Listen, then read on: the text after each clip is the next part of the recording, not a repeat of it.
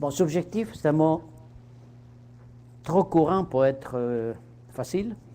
Bon, subjectif peut vouloir dire deux choses radicalement différentes. Soit subjectif, disons pour le dire comme ça schématiquement, soit subjectif, vous le dites avant Freud ou après Freud.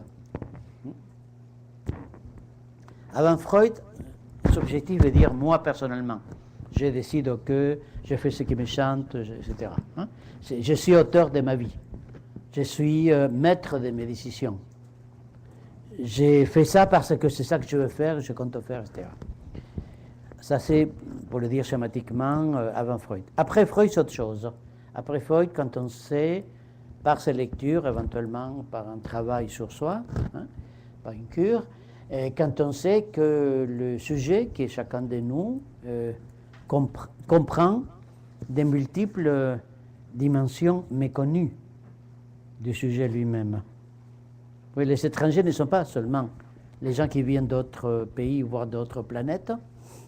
Les étrangers sont, en bonne partie, une partie de nous pour chacun de nous. C'est là qu'on dit, en parlant d'une personne, tiens, j'aurais jamais dit d'elle, de lui, qu'il serait capable de cette réaction, et pourtant ça fait des années qu'on vit ensemble. Ou quelqu'un nous dit, ah, tiens, ça m'étonne de ta part, parce qu'on se connaît bien, on est amis depuis beaucoup d'années, comment se fait-il que tu as telle ou telle réaction? Parce que subjectif veut dire aussi, je décide, mais je décide à partir d'arguments, des positions, des manières de dire, de penser que je ne maîtrise pas forcément.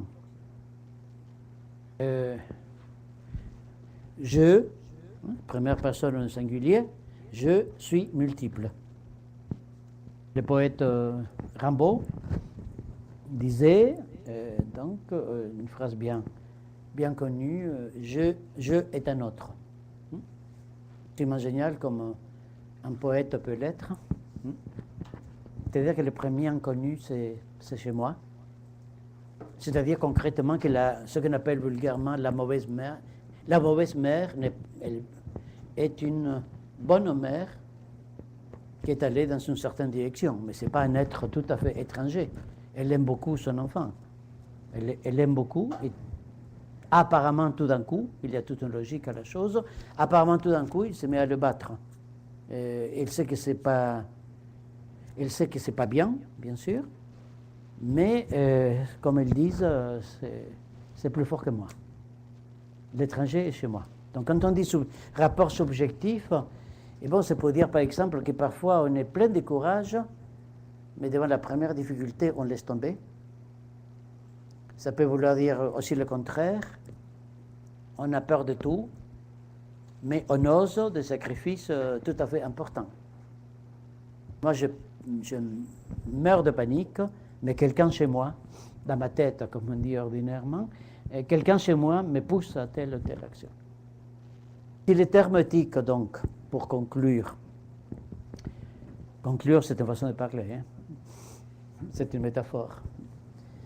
Si le terme éthique n'est pas la tarte à la crème habituelle, à mon avis, il faudrait le prendre de ce côté-là, du côté de l'engagement d'un sujet qui n'est pas maître de soi, donc posture d'un sujet qui n'est pas entièrement maître de soi dans son rapport à ce qu'il faut, dans son rapport à la loi. Il me semble que c'est là que le terme éthique cesse d'être blabla. Oui. Bon, l'inconscient, c'est le nom d'une logique. On dit mon inconscient m'a fait ceci ou cela, c'est pas vrai. C'est pas mon inconscient, c'est une formule autocontradictoire d'ailleurs. Oui, c'est pas moi. Je l'ai pas acheté, je l'ai pas payé.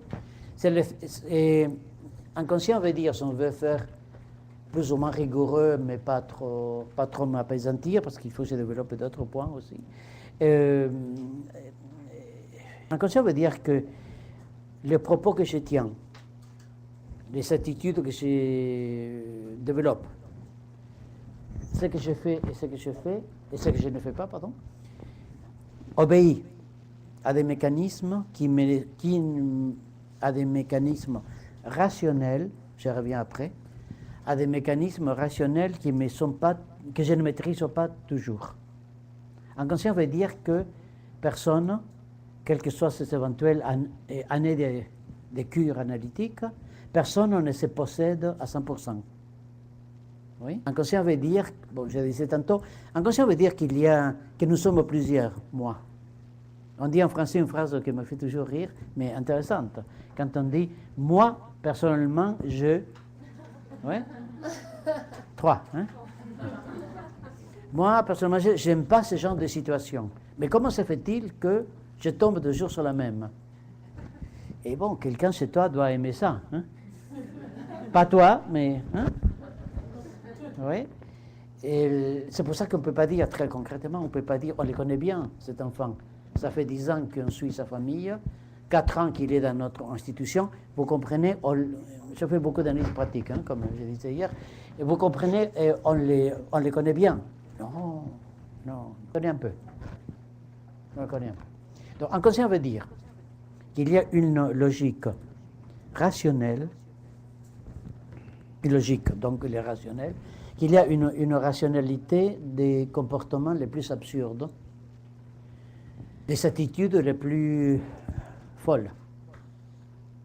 Vous les connaissez peut-être, la première règle, la seule, en tout cas la première règle d'une cure analytique, c'est le psychanalyste qui vous dit, 2 points, dites ce qui vous passe par la tête.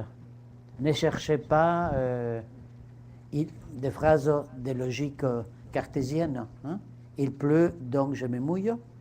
Oui, cette logique cartésienne. Telle cause, tel effet. Dites ce qui vous passe par la tête. Et mère, hein, l'eau, mère, merde, maman. Pas très catholique d'ailleurs, comme association d'idées. Je l'ai dit en ami, l'ami rigole. Hein, comme vous. L'ami rigole. Et je l'ai dit au psy. Et le psy va, pas immédiatement, c'est tout un processus, le psy va tâcher d'identifier la logique, le sens de cette association d'idées qui est dite, qui est appelée en psychanalyse association libre des idées, mais elle est libre pour le sujet, pas pour la logique qu'elle met en œuvre. C'est clair à force d'être condensé, vous voyez. J'ai dit ce qui me passe par la tête. Hein? J'ai dit ce qui me passe par la tête, mais ce qui me passe par la tête obéit à une logique dont je ne suis pas maître. On dit M. Freud, génial, Freud, le moi n'est pas maître dans sa propre demeure. Il y a les autres, les surmoi, et le moi n'est pas maître dans sa seule demeure. C'est-à-dire, on est tous, même si on est très calme, c'est pas mon cas, hein, mais même si on est très calme, il y a des horaires. Hein, à 4 heures, on prend la tasse de thé anglaise, à 5 heures, je crois, non? On fait les choses comme il faut, etc. Même si on est très calme, on est toujours dépassé. Toujours, moi, c'est pas ça que je voulais dire. Typique. Hein? Je m'avance vers… On me présente à quelqu'un dans une de nombreux cocktails. Je suis obligé d'aller. Bon. On m'avance… Viens, on te présente monsieur ma chambre. Après 3 minutes après, j'ai oublié. Hein, et on vous présente monsieur Antel. Je m'avance, j'ai ta maman. Je suis très, très bien élevé. Hein, et j'ai ta maman et j'ai dit je suis enchanté de faire votre connaissance. Hein. Quelques minutes après, la personne me dit tiens, j'ai cru que vous alliez dire que vous étiez désolé. Non, j'ai dit, je rougis et tout. La barbe permet de casser un peu, mais j'ai rougi un peu. Non, je ne voulais pas. Non, au contraire, ça fait des mois qu'on me parle de vous, tout ça. Intéressant. Parce que, d'une part, je ne voulais pas dire que j'étais désolé. Moi, je ne voulais pas. Mais quelqu'un chez moi l'a dit. A failli le dire. Vous voyez? Inconscient veut dire qu'on est, chacun de nous, peuplé par des peuples autochtones, on va dire. Par des peuples autochtones que nous ne connaissons pas forcément. Quelqu'un qui dirait, vous savez, j'ai fait une psychanalyse avec un tel très connu, très coté, très diplômé, pendant un certain nombre d'années. Maintenant, je me connais bien. c'est forcément quelqu'un qui a dû rater 2-3 séances importantes. Parce qu'il se connaît déjà, c'est pas mal. Un peu aléatoire, mais c'est pas mal. Je me connais bien.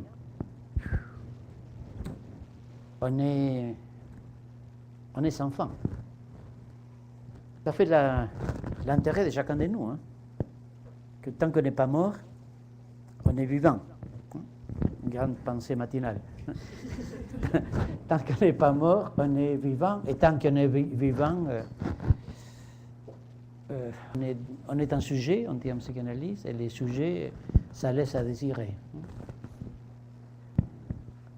Plus ou moins inconnu, plus ou moins méconnu, c'est pas tout à fait la même chose d'ailleurs. Bon, j'espère que vous n'êtes pas satisfait. C'est pas le but d'ailleurs. Non, il faut lire. Il faut lire.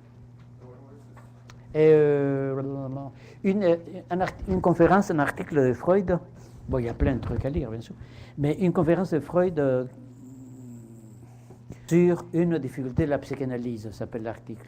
Une conférence qu'il a fait à des curés protestants, mais c'est bien pour nous, hein, parce que comme on l'est tous un peu, hein, plus ou moins laïcisé, mais on l'est tous un peu. Et c'est un article donc sur une difficulté de la psychanalyse qui est dans son volume 5 essais de psychanalyse, je crois que ça s'appelle, édition de poche, mais je ne sais pas laquelle. Je vois la couverture, mais je n'arrive pas à lire. Folio, Gallimard Folio. Et rationnel, donc enfin pour finir, ce que je ne peux pas finir,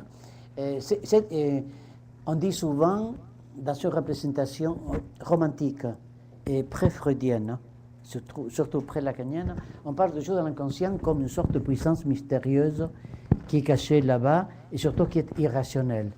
L'exemple que j'ai donné tantôt, association d'idées libres, mais que le psy peut plus ou moins déchiffrer, ou m'aider à déchiffrer. Et bon, quand on dit ça n'a pas de sens, hein, comme on dit en québécois, ça n'a pas de bon sens, malheureusement c'est faux. Hein. Telle mesure, si imbécile soit-elle, si irrationnelle soit-elle, hélas, elle est tout à fait sensée. Hélas, je veux dire, à une logique, à un objectif, ne correspond pas à ce qu'on dit qu'on veut, mais qui obtient ce résultat. Et c'est pour ça qu'il y a quelque chose de dérisoire quand vos collègues français, en tout cas, disent, en parlant d'un usager, il faut mettre, maintenant, il faut mettre du sens. Mais non, écoute, il faut mettre du sens. Tu peux mettre du gasoil dans une voiture, de l'essence dans une voiture, et c'est pas la peine de mettre l'essence. Mettre du sens, les actions ont toujours un sens. Ce que vous faites est insensé. Non. J'ai quelques difficultés à comprendre, à repérer le sens de ce que tu fais. Ou bien ce que tu fais ne correspond pas aux modèles, pour moi, normaux. Mais les humains ne pouvons pas, quelle que soit la bêtise, et on peut en faire, hein, les humains ne pouvons pas faire des actes qui n'ont pas de sens. On ne peut pas. C'est le pire. Hein. C'est le pire, parce que si au moins ça n'avait pas de sens, donc une bonne piqûre de sens, il les ramène à la normalité, mais c'est pas ça. Bon, je ne sais pas, tout ça est très mauvais, mais c'est comme ça. Bon.